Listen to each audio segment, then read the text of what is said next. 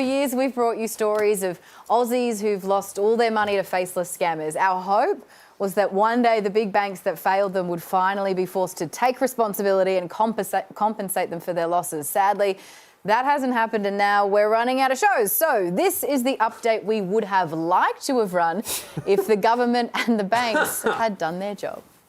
Cybercrime, romance scams, fake phone calls and fake texts. Even the savviest among us have seen their bank accounts drained due to this kind of fraud. In 2024, Australians lost about $2 billion to scammers. Now, finally, the Prime Minister has announced the government will take real action to stop it. For too long, the banks have failed to do enough to protect Aussies.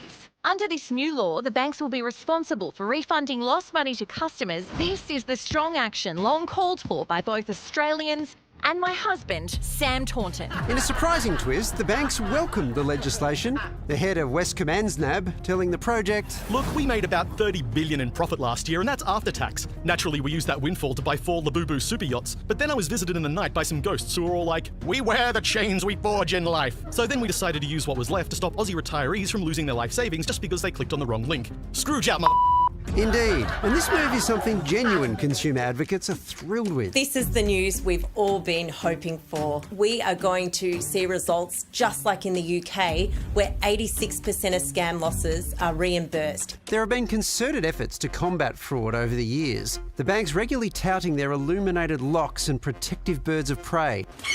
In 2025, the Albanese government passed the Scams Protection Framework Act, which split responsibility for fraud prevention between banks, telcos and social media platforms, who would share liability and face fines of up to $50 million for non-compliance. Preventing a crime from happening is much better than coming back later and compensating somebody who's been damaged because of that crime. But the lack of any compensation left victims of fraud twisting in the wind, many of whom we spoke to over the years. It happened back in August. Less than 5 minutes and it was all done. My partner and I lost $20,000. Close to $60,000. All of my internet banking details. It was unbelievable that it wasn't the bank. When you lose all that money over one little transaction. The compensation itself is the incentive that will drive our businesses to invest in measures to prevent and disrupt scams.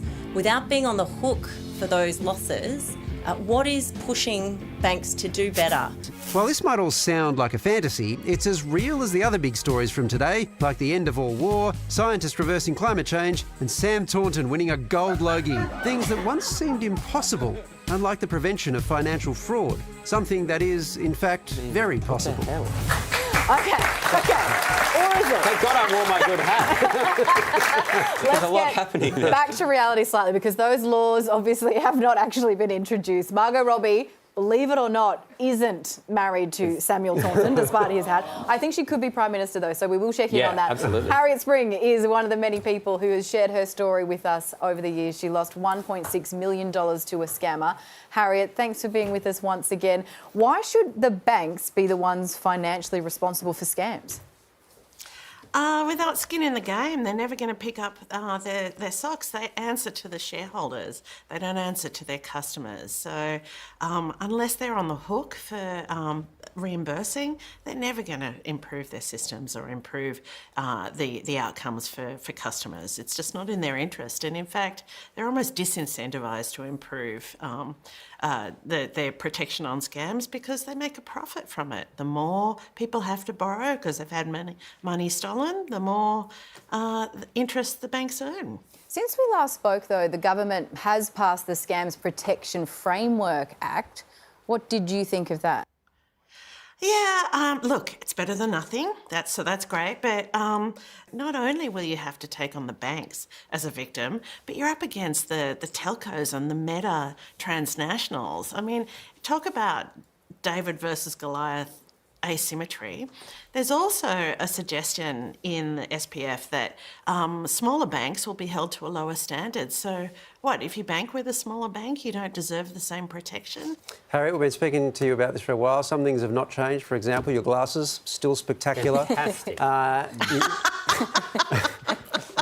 and I suspect that will never change. Thank you. I have, however, noticed some changes. Just as a customer, like as a consumer, I've noticed banks seem to be doing certain things a bit better. For example, when I try to send money now, I get a lot more warnings or verifications than I reckon I would have got even 6 months ago. I don't know if you've noticed the same thing, but if so, has that made you optimistic? Optimistic and also pessimistic. Yeah, it's great. But yet again, they're putting the onus on the victim.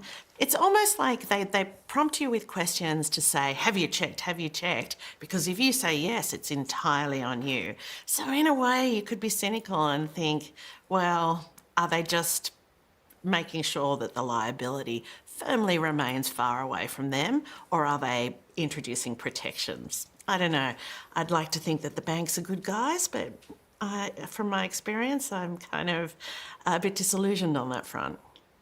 I think we all are in that respect, Harriet, but I would like to echo Waleed's point that your glasses do look spectacular. So thank you so much for holding up the fashion end of the bargain, because Sam is dragging it very low with his top hat on. I have you know, I'm dressed as a 1930s banker, and I've travelled through time, and I'm disgusted at the state of the industry now.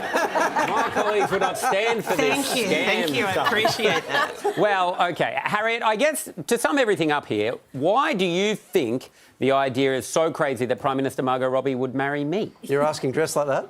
Is it the hat? I think it could be the hat. Is it the hat? No comment. I'll claim the fifth. I think could I borrow your glasses? I think that could Yeah, that's it. I think that might give you the edge. That might give you the edge. Okay, Yeah. fantastic. That's how you complete the 1930s option. Yes, Bring it Margot, into we're the going now. back in time to when everything was great. All right, Harriet, thank you so much for your time once again. That's a pleasure.